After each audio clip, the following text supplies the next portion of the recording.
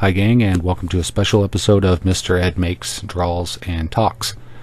So I made this artwork doing a dirty pour with some metallic chroma paints, and I did some kind of detail painting with that over the top of it, and I let that all dry, and now I'm going to be sketching on top of it, which is really challenging because the dirty pour has silicone oil, doesn't really evaporate, it kind of stays a thin sheen on the surface. I tried to wipe off as much of it as I could, but it's still there.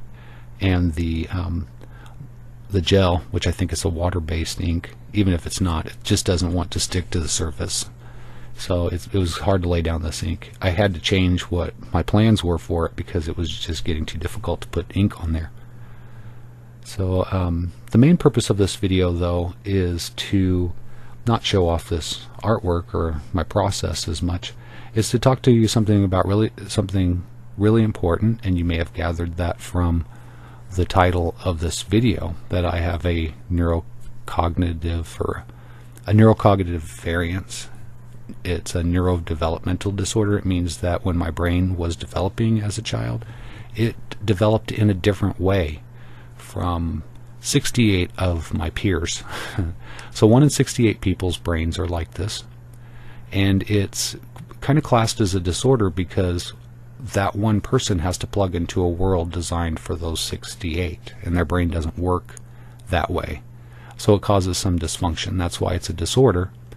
But people with this condition are able to adapt and can cope on their own. They generally tend to be a little bit smarter, and I don't know that they're smarter in that if they were the 68, that kind of smarter. It's a different kind of smarter.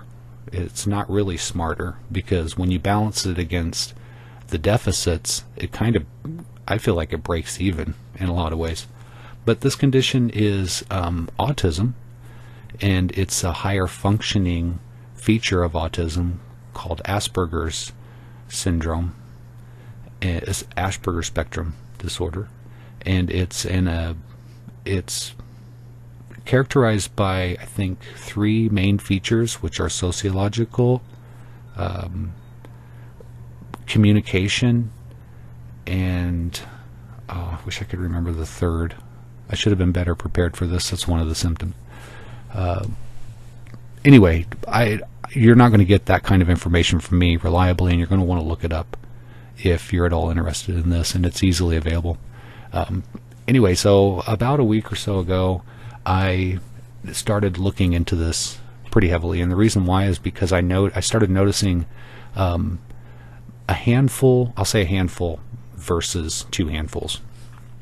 So not quite a majority, but a pretty good number of the artists that I follow or have watched or have studied, we'll say, exhibited these behavioral traits that I thought were really fascinating, and I could tell that they were certainly different from the other group of artists that I was following or looking at, and I still do. And what they were producing and the level of their work and the amount of work that they've put into it, all these different variables, there was a very clear difference between a certain kind of artist and another kind of artist.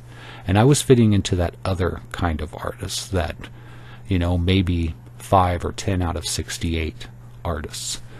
Yeah, I don't know if that's for sure, but just to relate it to the statistics for people with Asperger's, 1 is 68, and most of them go into art. There would be a greater number of artists with Asperger's than in the general population, and this was starting to show in just viewing artists.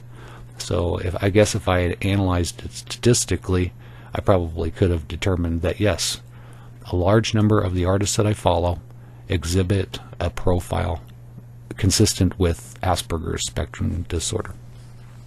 So that got me to thinking, how does this fit into me? Because it's all about me, and how can I use this information to help if it's true?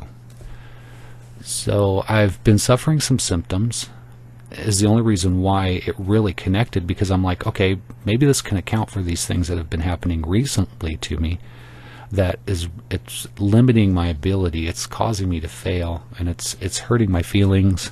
It's making me feel like I'm just a failure. It's causing a lot of anxiety and depression, and it's inexplicable. And I'm starting to think that I'm broken and that I'm beyond repair. So I'm starting to look into Asperger's, and I'm getting a little bit hopeful, because I'm like, okay, it's starting to look like this, and this is why. That explains that. This explains that. So it's a huge relief that, it's something that can be categorized and quantified, and I'm all about that. It's something I can put my hands on and manage and negotiate. So I'm seeking now a formal diagnosis for Asperger's, and if I call it Asperger's, it's only because I'm not comfortable calling it Asperger's, because that just seems, of all the names for something, could we call it like genius disorder or something a little bit more euphemistic? I'm going to go for that, genius disorder, just so I can feel better about myself. Anyway, I'm seeking a formal diagnosis because I have figured out in a number of ways that I'm coping with Asperger's with certain coping mechanisms, and I want to see if those mechanisms are the proper therapy. And I found in one instance one of my coping mechanisms is the proper therapy for this condition. So it seems to be I'm guiding myself in the right direction just intuitively, because for me I've learned it's the path of least resistance. And even though I get terrible anxiety, I try to keep things relative, because for the Asperger's it's like a switch. It's black or white in some ways. It's hard for us to realize that there's a range, and we don't have to exist in the extreme of that. We can kind of settle in the middle. It's going to be a little of this, a little bit of that, but it's the least energy. It costs the least energy. So I'm working on finding strategies, working on implementing strategies to see if those help. And then even if I don't get a formal diagnosis, my life should go better. And then that will kind of confirm that if this is the response to what I think I have, and it's working, that's probably what I have. And unless it gets severe enough to where I really need some kind of classification, a formal classification, like to qualify for consideration under the Americans with Disabilities Act, I'd have to go and get formal testing. It can take several hours. It can take a couple days. And it can involve everything from just interviews and some tests to MRIs. And where I live at, I'm sad to say, doesn't have the best reputation for being able to handle this kind of problem, and I may have to seek help that's hours away to travel, and that's just going to be impractical for me. So I might have to diagnose myself, which, when you consider that some of the leading authorities in Asperger's have Asperger's, it doesn't seem unreasonable. So I'm going to try this, and I hope you will follow along. Stay with me during my journey of discovery. And if you're one of those artists out there that I watch that I've noticed have some of these same traits, and you don't know that you have Asperger's, then I certainly encourage you to investigate whether you have it or not, whether you think you have it or not. Look into Asperger's, and this is why. Neurotypical people will respond better to people with Asperger's when there's some accounting for their behaviors, when there's some accounting for what may heretofore have been considered peculiar. Now you understand, oh, that's why they don't want to go out. It's not that they're stuck up or they don't like me or they don't like that place. It's just it takes too much energy. It wears them out to try to focus. So if they go out with you to a certain place, you might as well forget about having a conversation, because they're not going to be able to process any of it. So it's just going to be loud noises and high energy people and this person trying to control a panic attack. Once you understand that as a neurotypical person, then life's going to be easier for you. Life's going to be easier for the person in your life who may have Asperger's, a friend, family member, sibling, whatever. So if you suspect you have it, you want to know. And if you have a friend or family member that may have it, or you suspect them have it, then point them in that direction. That's basically what this video is about.